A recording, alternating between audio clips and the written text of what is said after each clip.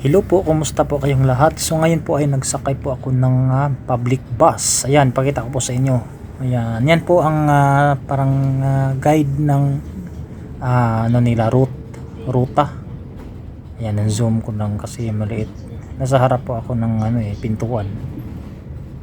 Ayan guys, nakalagay dyan ay Korean. Pero may English din dyan. Para sa mga baguhan na nakapunta dito sa Korea. Ayan, panoorin nyo lang po yan. Yung 559 na yan, 559 yan po ang number ng bus. May bumaba si Juma.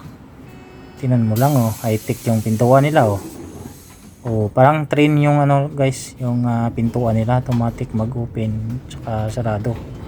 Tsaka di ka na rin kailangan na sumisigaw na para ganun kasi may pipindutin dyan yung bilog na kulay pula.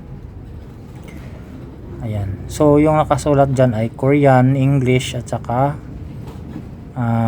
Chinese language Chinese yan. Kasi marami nung dito mga Chinese sa Korea. Kaya nilagyan nila ng language ng Chinese.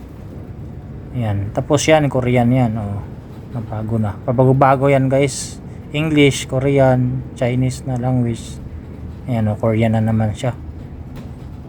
Ibig sabihin ng ganyan ay yung may pula dyan ay po yung kung saan na yung bus. Yan may dyan nakalagay next. Yan, sundin mo lang yan. Tsaka dapat marunong ka na magbasa ng Korean language kasi pero may English din naman siya.